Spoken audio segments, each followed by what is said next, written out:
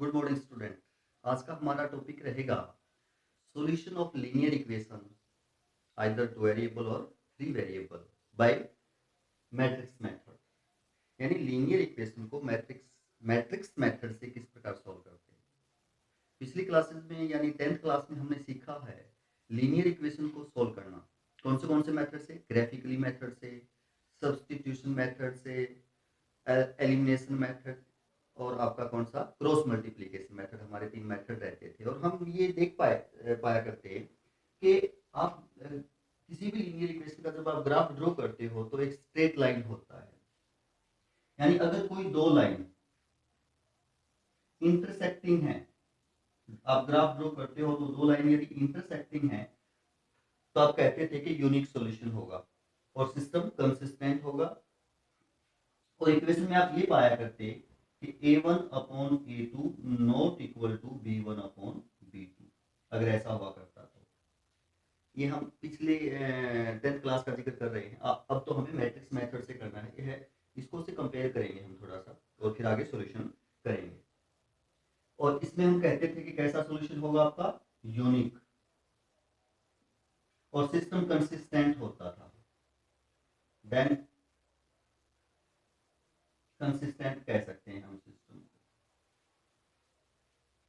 या हमारा किन्हीं भी दो लाइन का ग्राफ पैरेलल हुआ करता है। एक मान लिया लाइन आपने ये ड्रॉ की, एक लाइन आपने ये ड्रॉ की और आपका लाइंस का दोनों का ग्राफ पैरेलल हुआ। इस कंडीशन में आप कहा करते कि इनकंसिस्टेंट है सिस्टम आपका। इसमें क्या होता है हमारा, इनकंसिस्टेंट और no solution.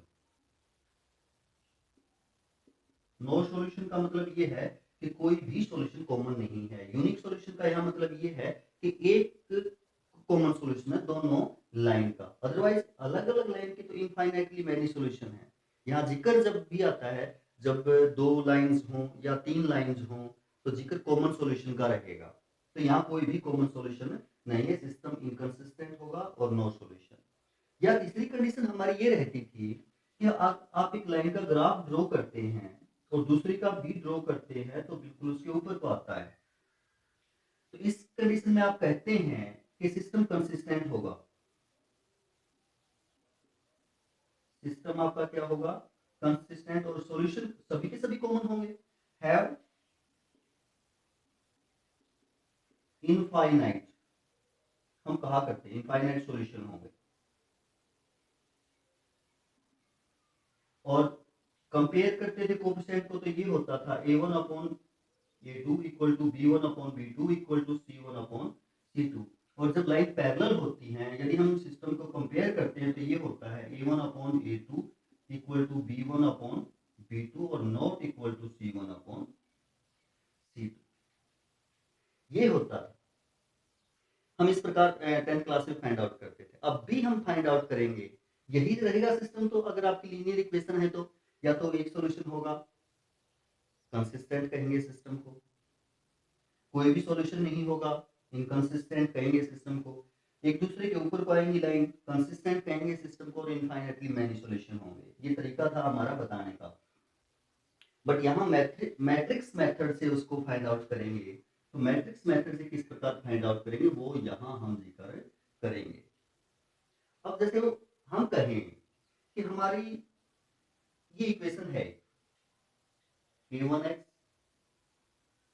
b1y c1z equal to d1, a2x b2y c2z equal to d2, a3x b3y c3z। ये मान लिया 3 इक्वेशन। हम 3 से एग्जांपल समझते हैं, 2 का भी वैसे ही होगा। ये हमारी 3 इक्वेशंस हैं। अब कॉमन सॉल्यूशन, वैसे तो देखो एक लाइन के इनफाइनाइट मैनी सॉल्यूशन होते हैं, वो वन से हम एक ही लाइन से भी फाइंड आउट कर सकते हैं। बट कॉमन सॉल्यूशन अगर 3 इक्वेशन है तो अगर आपकी इक्वेशन वेरिएबल 3 है तो आपके पास इक्वेशन भी 3 ही होनी चाहिए सॉल्व करने के लिए। अगर वेरिएबल हमारे पास 2 हैं तो इक्वेशन भी 2 ही होनी चाहिए, तभी हम कॉमन सॉल्यूशन फाइंड आउट कर सकते हैं। तो देखो इस सिस्टम को हम मैट्रिक्स मेथड से यदि जानना चाहें तो कैसे करते हैं, करेंगे, किस प्रकार लिख सकते हैं हम इसको। मैं इसके मैट्रिक्स को लिखूं, कोफिशिएंट लें, हम कोफिशिएंट मैट्रिक्स कह सकते हैं A1 B1 C1 A2 B2 and C2 A3 B3 C3। Variable जो है एक्स वाई जेड सभी के कोफिशिएंट हमने यहाँ लिख दिए, ये मैट्रिक्स। और मैं यहाँ वेरिएबल मैट्रिक्स ऐसे लिखूं एक्स वाई जेड, और इक्वल टू मैं ये लिखूं D1 D2 D3। तो यहाँ हम इस मैट्रिक्स की इसके साथ मल्टीप्लाई करेंगे और इस मैट्रिक्स को कंपेयर करेंगे तो यही बनेगा आपका। तो यानी ऐसा है तो हम ऐसे इसको लिख सकते हैं। अब मैं इस मैट्रिक्स को, जो आपका कोफिशिएंट मैट्रिक्स है, इसको मैं ए मैट्रिक्स मान लेता हूँ। सपोज कर लेता हूँ कि मैट्रिक्स क्या है, ए है। ये जो वेरिएबल का मैट्रिक्स है इसको मैं बी एक्स मैट्रिक्स मान लेता हूँ, और जो आपका कांस्टेंट का मैट्रिक्स है इसको मैं आपका बी मैट्रिक्स मान लेता हूँ। तो हम इस सिस्टम को ऐसे और फिर ऐसे लिख सकते हैं। अब हमें फाइंड आउट क्या करना है, हमें तो एक्स वाई जेड की वैल्यू फाइंड आउट करनी है। तो कैसे, यानी मैट्रिक्स एक्स यहाँ रखें हम, मैट्रिक्स एक्स यहाँ बचे तो एक्स वाई जेड, और इक्वल टू यहाँ कोई मैट्रिक्स आ जाए, तो दो मैट्रिक्स अगर इक्वल है तो then by equality of two matrix से आप एक्स वाई जेड की वैल्यू फाइंड आउट कर सकते हैं। यानी हमें यहाँ केवल एक्स चाहिए। एक्स चाहिए तो इधर आपका मैट्रिक्स ए है, आप प्री मल्टीप्लाई करें, मैट्रिक्स में आपकी प्री और पोस्ट मल्टीप्लाई होती है, तो प्री मल्टीप्लाई करें आप, pre multiply by A inverse.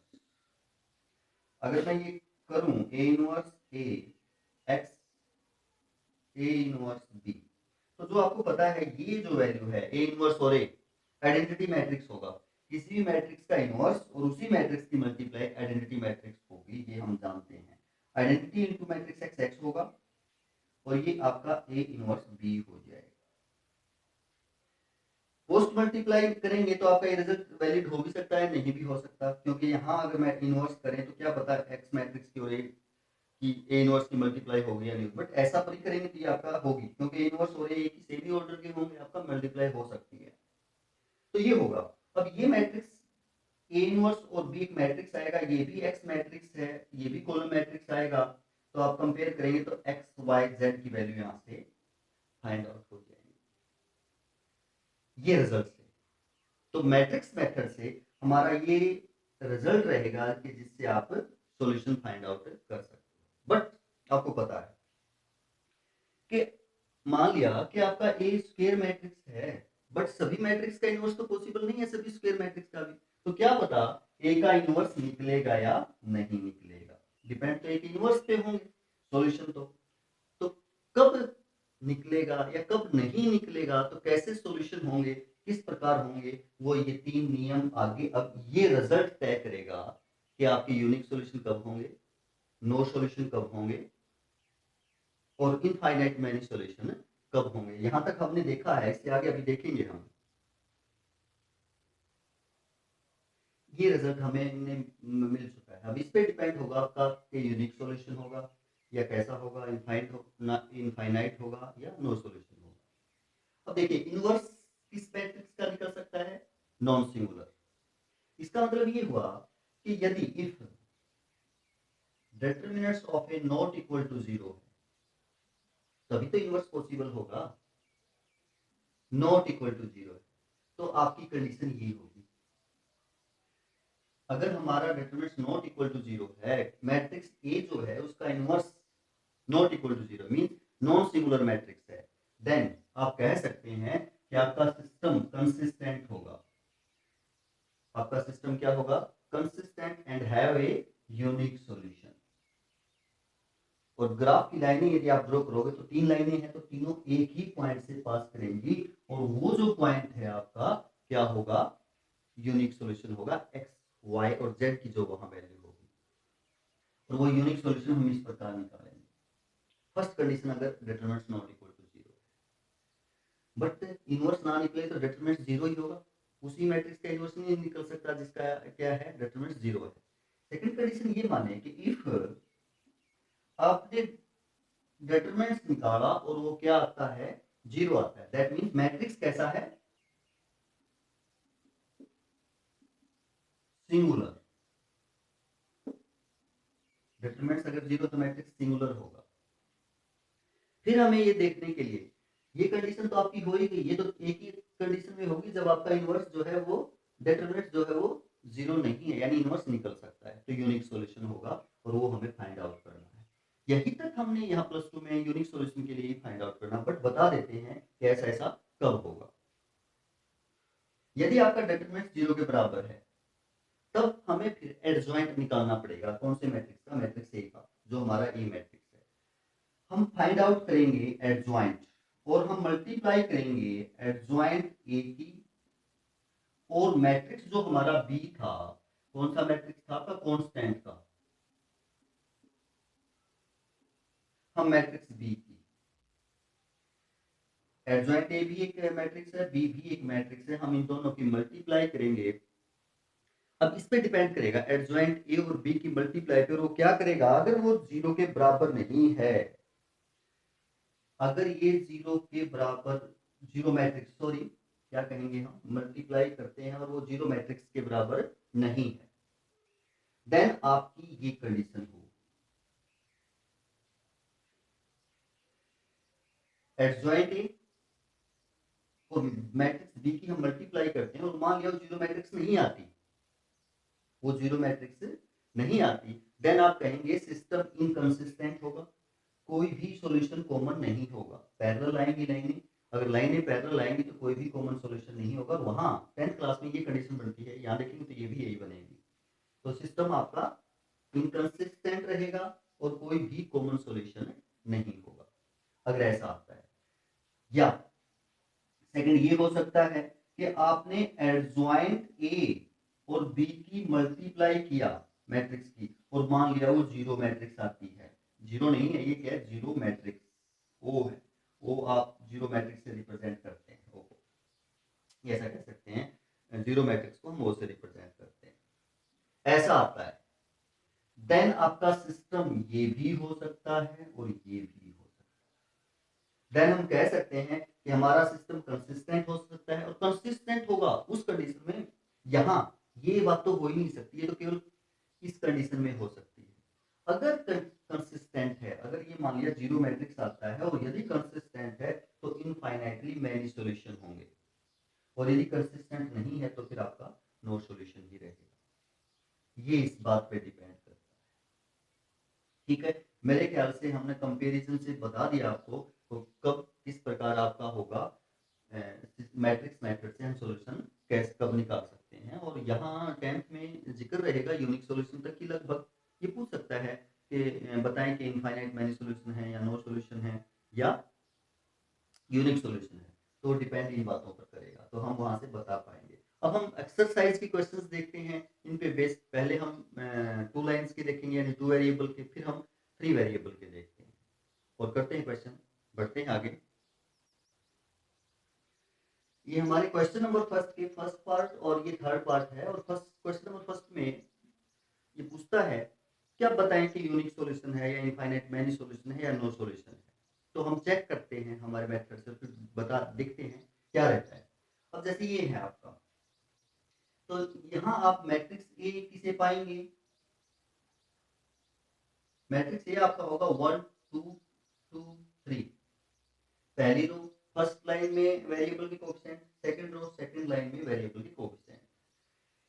Variable matrix क्या रहेगा, x, यहाँ 2 ही वेरिएबल है तो आपका ये x और y हो जाएगा, और कांस्टेंट मैट्रिक्स b क्या रहेगा हमारा 2 3 कॉलम मैट्रिक्स ये रहेगा।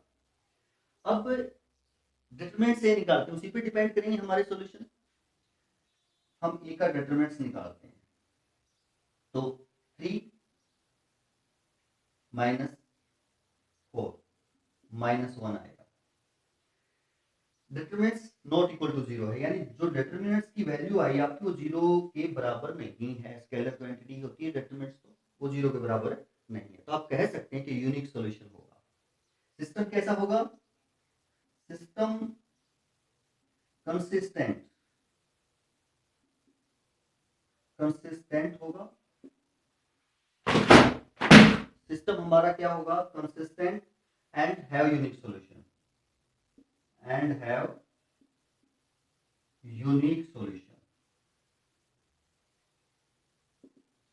जब डिटरमिनेंट्स नॉट इक्वल टू 0 ऐसा होगा। यदि हम 10th वाले से कंपेयर करें तो a1 अपॉन a2 क्या रहेगा, 1/2, b1 अपॉन b2 क्या रहेगा, 2/3। तो यहां से आपने पाया कि a1 upon a2 not equal है b1 अपॉन b2, वही कंडीशन बनती है ना यूनिक सॉल्यूशन वाली। तो यहाँ हम इस मेथड से देख सकते हैं, मैट्रिक्स मेथड से ऐसा रहेगा। ये नहीं करना हमें, ये सिर्फ आपको बताया है। तो आप कह सकते हैं सिस्टम कंसिस्टेंट है एंड हैव यूनिक सॉल्यूशन। आपका यूनिक सॉल्यूशन फाइंड आउट करने के लिए नहीं कहता, वो नेक्स्ट क्वेश्चन में देखेंगे हम। अब ये देखते हैं थर्ड, इसमें देखते हैं हम क्या रहेगा। यहां अगर हम मैट्रिक्स ए लिखें तो फर्स्ट रो आपकी 1 3, सेकंड रो 2 6। वेरिएबल मैट्रिक्स क्या रहेगा, कॉलम में एक्स वाई, क्योंकि दो ही वेरिएबल हैं, और आपका कांस्टेंट मैट्रिक्स जो बी है कांस्टेंट टर्म वाला वो 5 और 8 रहेगा। ऐसे लिख सकते हैं। डिपेंड डिटरमिनेंट्स पे ही करेंगे, पहले डिटरमिनेंट्स निकालते हैं। 1 3 2 6 6 6 0, यानी हमारा डिटरमिनेंट्स क्या आ जाता है, 0। उसके बाद फिर हमारे सॉल्यूशन किस पे डिपेंड करेंगे, एडजॉइंट ए और बी की मल्टीप्लाई पे डिपेंड करेंगे। तो हम एडजॉइंट और बी की मल्टीप्लाई निकालते हैं, एडजॉइंट निकाल लेते हैं पहले, एडजॉइंट ए। अब हमें पता है कि किसी 2/2 मैट्रिक्स का एडजॉइंट कैसे होता है, हम डायगोनल जो एलिमेंट उनको इंटरचेंज कर देते हैं, 6 1, और केवल इनके साइन चेंज कर देते हैं। ऐसा ही बताया था, ये होगा हमारा एडजॉइंट 2/2 ऑर्डर में।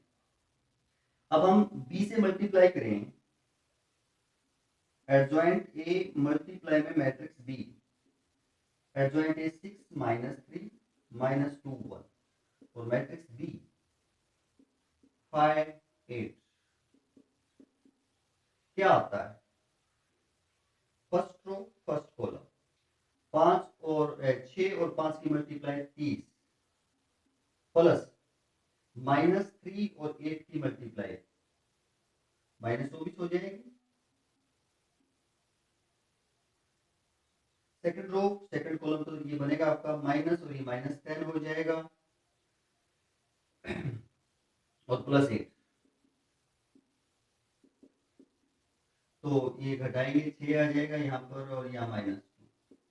तो आप कह सकते हैं कि ये जीरो मैट्रिक्स के इक्वल नहीं है। यानी आपने पाया कि एडजॉइंट ए और मैट्रिक्स बी की multiply not equal to zero matrix. अगर एडजॉइंट ए और बी की मल्टीप्लाई जीरो मैट्रिक्स के इक्वल नहीं है, देन आप कहे क्या होगा, सिस्टम इनकंसिस्टेंट। आप कहेंगे कि इनकंसिस्टेंट होगा, and no solution. No solution mean कोई भी कॉमन सॉल्यूशन नहीं होगा, यही था। अगर ऐसा होता है, यदि हम वहां से कंपेयर करें, कब होता है, a1 अपॉन a2 में निकाल के देखते हैं। यहां से यदि मैं a1 अपॉन a2 निकालूं, a1 अपॉन a2 1/2 आएगा, b1 अपॉन b2 भी 3/6 1/2 आएगा, ये तो इक्वल है। अब मैं ये निकालूं 5/8, ये इक्वल इनके नहीं है। देन ये कंडीशन आ गई आपकी कि a1 अपॉन a2 इक्वल है b1 अपॉन b2 और नॉट इक्वल है c1 अपॉन c2। और इस कंडीशन में हम वहां यही कहते थे कि लाइंस पैरेलल होंगी एंड कोई कॉमन सॉल्यूशन नहीं होगा, सिस्टम इनकंसिस्टेंट होगा। तो सेम ही बातें हैं, सिर्फ मेथड चेंज हुआ है हमारा, और वो मैट्रिक्स मेथड से हमें उनको बताना है। तो कोई अलग चीजें नहीं है, बस ये ध्यान रखना कि मैट्रिक्स मेथड से हम उन चीजों को किस प्रकार रिप्रेजेंट कर सकते हैं। नेक्स्ट क्वेश्चन देखते हैं। 7th क्वेश्चन है ये हमारा, ये कहता है कि मैट्रिक्स मेथड यूज करके आप इसको सॉल्व करो। देखते हैं मैट्रिक्स मेथड के लिए हमें मैट्रिक्स ए निकालना पड़ेगा, एक्स निकालना पड़ेगा और बी क्या होंगे देखते हैं। मैट्रिक्स ए क्या होगा यहाँ से अगर हम देख पाए तो 5 2 7 3। एक्स मैट्रिक्स आपके एक्स और वाई दो ही वेरिएबल हैं और बी मैट्रिक्स क्या रहेगा हमारा 4 5। ये हमने लिख दिया जी। अब सॉल्यूशन डिपेंड करेंगे डिटरमिनेंट्स के ऊपर, तो डिटरमिनेंट्स निकाल लेते हैं। 5 2 7 3 15 माइनस 14 1 होगा। डिटरमिनेंट्स की वैल्यू क्या है 1, जो कि 0 के बराबर नहीं है। तो आप कह सकते हैं आपका जो डिटरमिनेंट्स है वो 0 के इक्वल नहीं है। अगर डिटरमिनेंट्स 0 के इक्वल नहीं है तब क्या होगा, सिस्टम कंसिस्टेंट होगा। System consistent and unique solution. Solution क्या होगा, यूनिक। मींस अगर हम दोनों लाइन का ग्राफ ड्रॉ करें तो एक पॉइंट पर इंटरसेक्ट करेगा, वही आपका यूनिक सॉल्यूशन। उसको ग्राफिकली मेथड से कर सकते हैं बट नंबर नहीं मिलेंगे क्योंकि इसने मैट्रिक्स मेथड से कहा है ना, तो उसी से करेंगे हम। तो उसके लिए अब हमें क्या निकालना पड़ेगा, सॉल्यूशन, और दैट इज आपका सॉल्यूशन क्या होता है x equal to a inverse b। ये हमारा सॉल्यूशन होता है। तो एक इनवर्स फाइंड आउट करेंगे। एक इनवर्स बाय एडजॉइंट मेथड क्या होता है, एडजॉइंट अपॉन डिटरमिनेंट्स। तो एडजॉइंट निकालें पहले हम। टू ऑर्डर का तो हम सीधा निकाल सकते हैं। क्या होगा, आपको चेंज करने हैं डायगोनल के एलिमेंट। यहाँ 3 आ जाएगा, यहाँ आपका 5 हो जाएगा और जो यहाँ शेष एलिमेंट बचे हैं उनके केवल साइन चेंज करने हैं आपको। ये एडजॉइंट हो जाएगा हमारा। इसी प्रकार करते हैं ना, ठीक। ए इनवर्स क्या होगा फिर, adjoint adjoint upon determinants. Determinants 1 है, 1 से डिवाइड करो तो यही रहेगा, यानी ए का इनवर्स यही मैट्रिक्स रहेगा। क्यों, क्योंकि आपका ए का इनवर्स जो होता है वो एडजॉइंट अपॉन डिटरमिनेंट्स होता है किसी भी मैट्रिक्स का इनवर्स, यानी ये इनवर्स यही रहेगा। देयरफॉर आप उस सॉल्यूशन तो इससे फाइंड आउट करेंगे हम, क्योंकि ये होते हैं सॉल्यूशन तो हमारे मैट्रिक्स मेथड से। तो x equal to a inverse 3 minus 2 minus 7 5 b 4 5। तो x मैट्रिक्स क्या है आपका, x और y एलिमेंट है। यहां हम मल्टीप्लाई करेंगे इस दोनों मैट्रिक्स की फर्स्ट रो की फर्स्ट कॉलम के साथ। 3 4 12 प्लस करके माइनस 10 हो जाएगी मल्टीप्लाई माइनस 2 फिर 5। सेकंड रो की फर्स्ट कॉलम के साथ करेंगे तो माइनस के 28 7 का 28 और 5 5 आपको पता है 25 होते हैं। तो क्या हुआ आपका x मैट्रिक्स x y जो मैट्रिक्स है किसके इक्वल होगा, 2 या 2 आ जाएगा।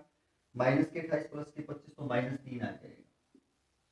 अब ये मैट्रिक्स और ये मैट्रिक्स इक्वल हैं, तो आपको पता है by equality of two matrix corresponding elements क्या होते हैं आपके, इक्वल होते हैं। तो आप इक्वल रखेंगे, देन x क्या होगा 2 एंड y क्या होगा -3। इस प्रकार यहाँ हम सॉल्यूशन फाइंड आउट कर सकते हैं। ये मैट्रिक्स मेथड रहेगा आपका लीनियर इक्वेशन को सॉल्व करने के लिए। आशा है आपको समझ में आया होगा और नेक्स्ट क्वेश्चन पे चलते हैं, वो भी समझ में आएगा अच्छे से करेंगे तो। देखते हैं, ये हमारा 9th क्वेश्चन है, देखते हैं कैसे सॉल्यूशन है, सिस्टम कंसिस्टेंट है या इनकंसिस्टेंट है। तो मैट्रिक्स ए क्या रहेगा यहाँ पे आपका 4 माइनस 3 3 माइनस 5। फर्स्ट रो की कोएफिशिएंट जो फर्स्ट लाइन है उसकी कोएफिशिएंट फर्स्ट रो बन जाएगी, जो सेकंड लाइन है उसकी कोएफिशिएंट सेकंड रो बन जाएगी। वेरिएबल मैट्रिक्स क्या रहेगा, दो ही वेरिएबल है x और y। और मैट्रिक्स बी आपका क्या है 3 7। ये हमारे रहेंगे। सॉल्यूशन के लिए सिस्टम कंसिस्टेंट इनकंसिस्टेंट के लिए डिटरमिनेंट्स पे डिपेंड करेंगे। निकाल लेते हैं 4 - 3 3 - 5 -20 और माइनस करके इन दोनों की मल्टीप्लाई करेंगे तो +9 हो जाएगा, -11 हो गए। यानी जो डिटरमिनेंट्स है उसकी वैल्यू हमारी क्या होगी, -11, जो कि 0 नहीं है। तो आप कहेंगे कि जो डिटरमिनेंट्स है वो आपका 0 के इक्वल नहीं है। System is consistent and have a unique solution, और वो यूनिक सॉल्यूशन क्या होगा, दैट इज आप कह सकते हैं वो यूनिक सॉल्यूशन होगा x = A इनवर्स B। निकालेंगे A इनवर्स निकालने के लिए हम एडजॉइंट निकालते हैं। एडजॉइंट क्या होगा, मैट्रिक्स A का डायगोनल के जो एलिमेंट है उनको इंटरचेंज करेंगे और इनके केवल साइन चेंज करेंगे। जो और एलिमेंट बच जाते हैं हमारे डायगोनल को छोड़कर उनके साइन चेंज होंगे। यही इसी प्रकार 2x ऑर्डर का हमारा क्या होता है, एडजॉइंट होता है। हमने निकाल दिया। अब हम x ये लिख सकते हैं कि मैट्रिक्स x इसके बराबर होगा A इनवर्स। A इनवर्स होगा आपका एडजॉइंट A बाय डिटरमिनेंट्स और मल्टीप्लाई में आपका matrix B। x = adjoint -5 3 -3 4 by determinants -1/11 multiply में मैट्रिक्स B 3 7। ये इधर वाला हमारा यहाँ तक इनवर्स है, ये आपका मैट्रिक्स B है। अब देखें ये जो स्केलर क्वांटिटी है हम मैट्रिक्स से मल्टीप्लाई कर सकते हैं, बट पहले नहीं करेंगे। अगर पहले कर देंगे फ्रैक्शन में हो जाएगा, फिर इसके साथ मल्टीप्लाई करेंगे तो हमें दिक्कत आएगी ऐड और सब्ट्रैक्ट करने में, तो इसको बाद में कर ले चाहे हम। तो इसको हम -1/11, तो ये सभी क्वेश्चंस में रहेगा ऐसा, पहले मल्टीप्लाई ना करें आप स्केलर क्वांटिटी से, बाद में करें। मैट्रिक्स और मैट्रिक्स की मल्टीप्लाई कर लेते हैं। First row first column -15 21 plus,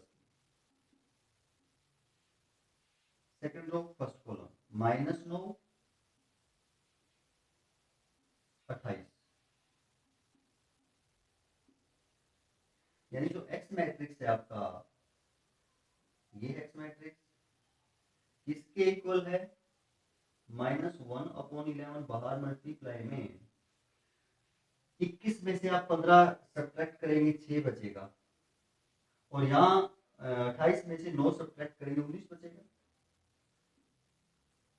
और यहाँ इस मैट्रिक्स को अब आप मल्टीप्लाई करेंगे -1/11 से, तो ये हो जाएगा -6/11 और ये हो जाएगा -19/11। अब ये मैट्रिक्स और ये मैट्रिक्स इक्वल हैं। अगर ये दोनों मैट्रिक्स इक्वल हैं तो आप कोरस्पोंडिंग एलिमेंट्स इक्वल रख सकते हैं।